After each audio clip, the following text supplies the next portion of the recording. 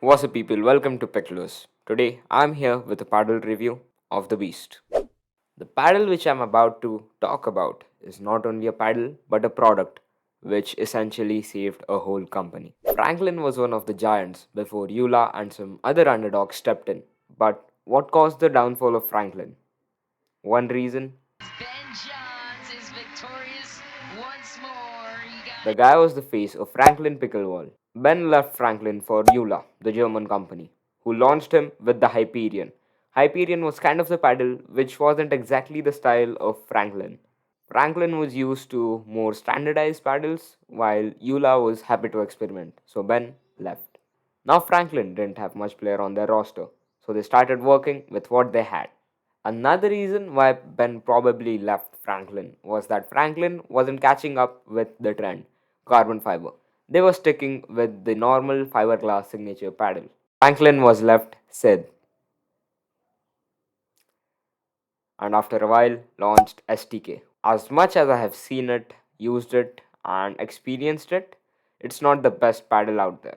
And the reason which I suspect this happened was because Franklin was sticking to the same technology they used for the signature Ben Johns paddle, and it didn't work out with the Franklin's carbon fiber series. Then Franklin got to the Tor.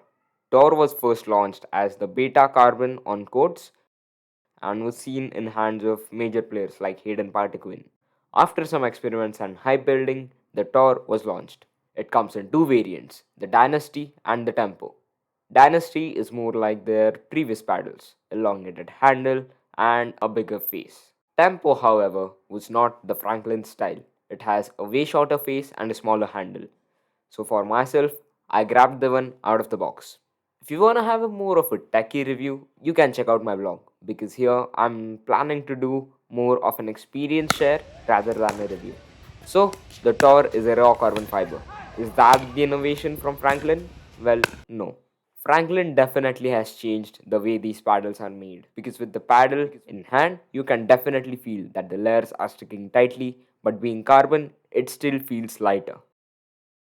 And yes, if you're wondering, I have the ability to mention carbon into everything. I have used the paddle for a while now. I used it in a major tournament, won some medals with it too, and as you can see, it's pretty weared out by now. I personally felt that the paddle conserves power, but talking to some pros, I've got the review that it gives out very much pop. Just a note, the pros who are saying that this is a pop paddle use a Invicta Power Air, which is a complete power paddle, as the name suggests. So, and this paddle, not the best one for double hands. I can swing the ball with two palms because I have relatively shorter hands and smaller hands. And as always, I faced a difficulty changing the paddle shape. I was playing with the CRPN Power 3X and the Bacchus Mamba, and changing to a standard paddle was again a pain in the ass. And standing out from my expectations, Tempo performed pretty well in singles. With the Tempo, the grip is much shorter but still a lot soft.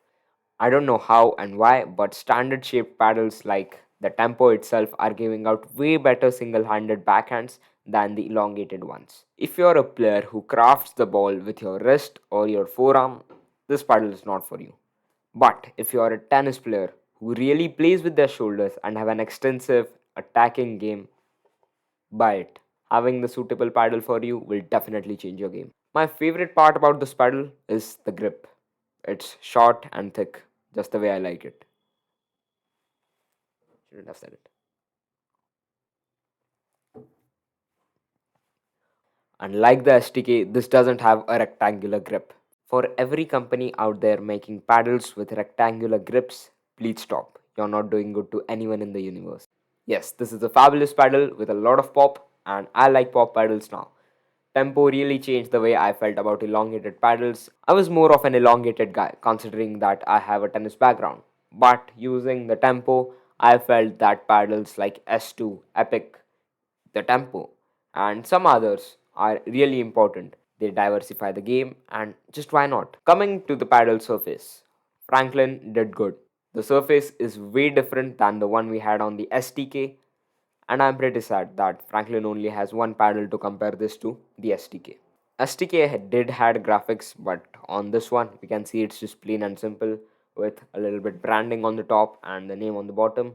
That's it. However, the eye-catchy edge guard is a problem for me because now I can't add edge guard around it. So I don't know if you can see, but it's getting dirty. And yes, Franklin, thank you for the paddle eraser. It works great on the paddle. I haven't used this one much. I use my old carbon eraser because it's not wearing out anytime soon. But I have this as a souvenir on my bag. Yeah, about the surface, it's again T700 carbon fiber, not raw, but still acts well. You can feel that the paddle surface is blended together very tightly, but being carbon, it's still light.